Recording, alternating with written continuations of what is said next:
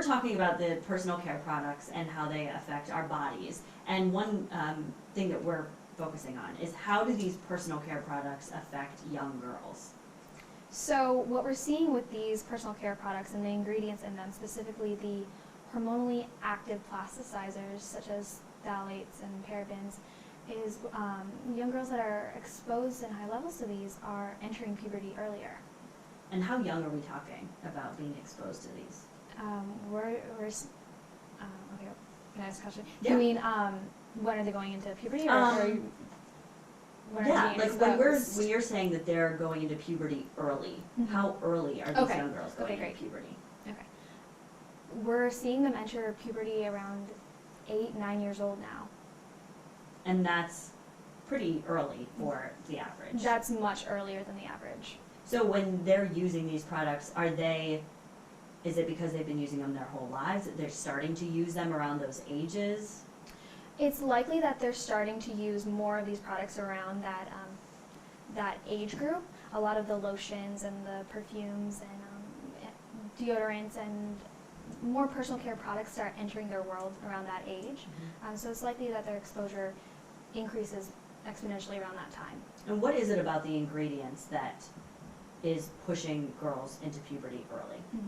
So these certain ingredients, they're hormonally active.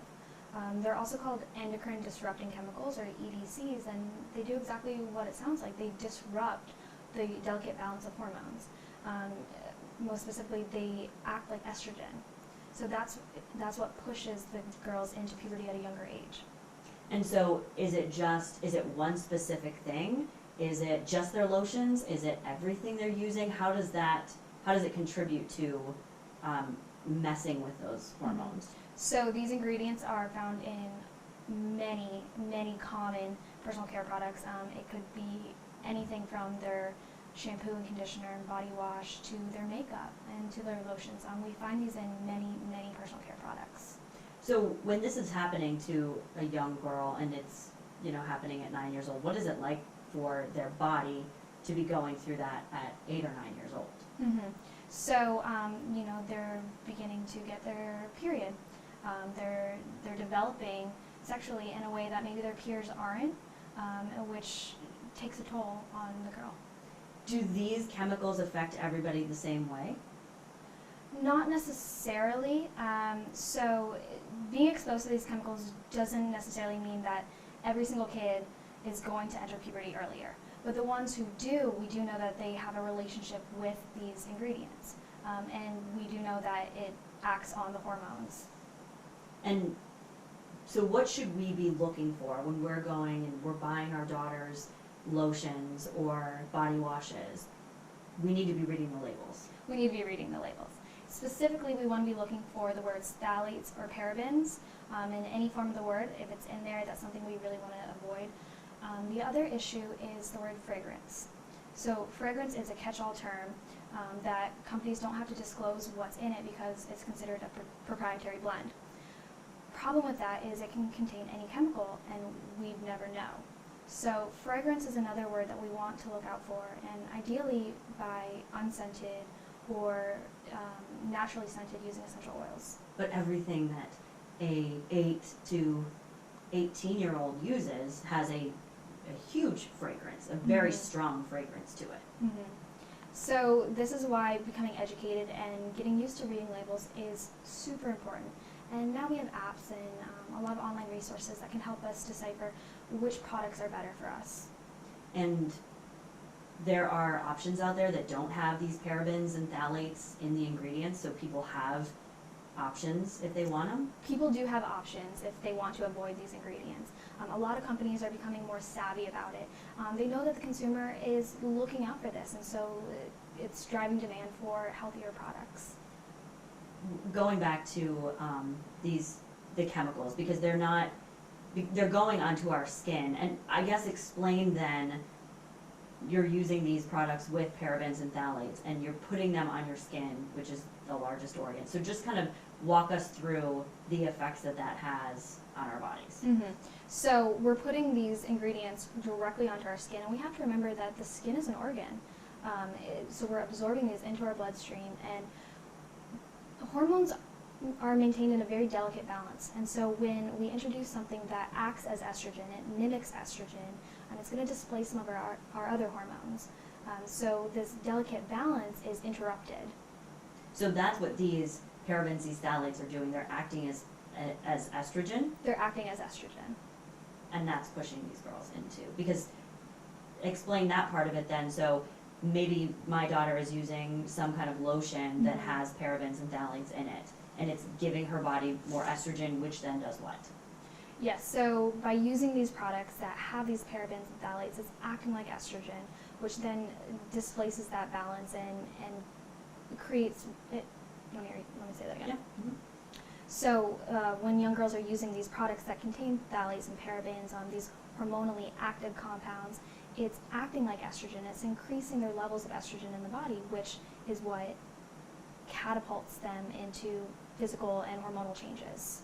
And then does it make it worse if they continue to use this for the rest of their life? So it can. So these ingredients can accumulate in the body, especially if our body isn't able to sufficiently metabolize them and detoxify them. And everybody's ability to do that is a little bit different.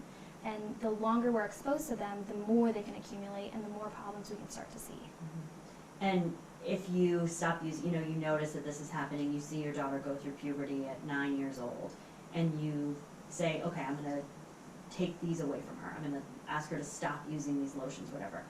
Does it help or hurt, or how does that, is there any, if you've already gone down that path, can you stop it? Yes, you can stop that path. So the first step is to stop using these ingredients. Stop applying them, stop putting more burden on your body. And then over time, your body can start to handle what it's already been exposed to.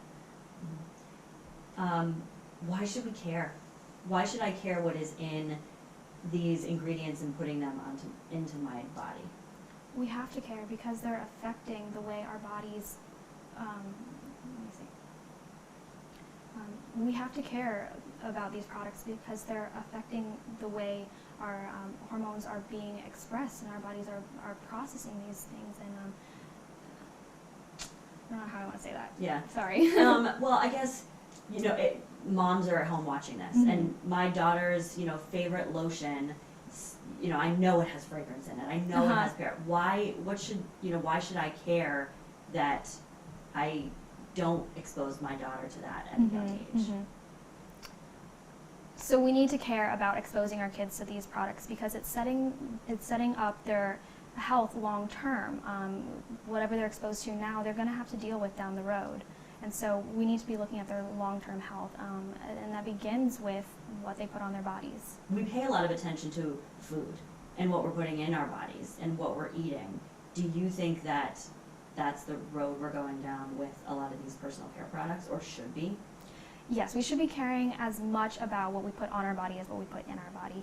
And now the consumer can be more aware that there are these things they need to be aware of, that there are issues that come with these personal care products. So now we can be more savvy about what we're choosing, just like we would be savvy about what foods we're choosing. I know we talked about girls. Let's also I'll ask you about boys. There's these body sprays, and there are also deodorants and lotions and hair products and all of that. How does it affect young boys? So we're seeing a feminization of younger boys, a development of gynecomastia, which is breast tissue, and also a delay of some male signs of puberty that are more reliant on testosterone. So it's affecting boys just as much as it's affecting girls. So these same products and these ingredients, they're acting as estrogen, but they're acting as estrogen in men and taking over the testosterone that they have in their bodies? Yes, so it's acting as an estrogen, and because our hormones are in such a balance, when we have too much active estrogen, it can displace some of the testosterone, and so we're seeing a lower level of testosterone in these boys. And this is when, both of these for boys and girls, this is during when they're developing and when their hormones are creating that balance, or when they're, developing, so these, because like for me, if I start using all of these, does it have the same effect, or is it just because these boys and girls are going through these changes in their bodies? So the effect on an adult is going to be different from the effect of a child because a child is developing, especially before puberty. It's going to manifest in a more puberty type fashion. For an adult, again, it is acting on the hormones and on the endocrine system, but the effects of it are going to look different. Okay. Yeah, so we covered with boy, and in the same issues there, they stop using it and it's going to affect them long term.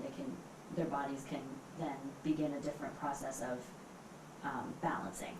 Yeah, so if they stop using the products, their body can then start to balance itself. The body wants to be in balance, and if we stop applying this burden to the body, it can naturally fall back into balance. Jean, do you have anything? No, that's great. Anything you want to add that we didn't cover, or you want to? So what they need to do, yeah, they need to stop using them. The other thing is that there is a nutritional component. So the other thing that we want to be looking out for is the nutritional, how do I say that?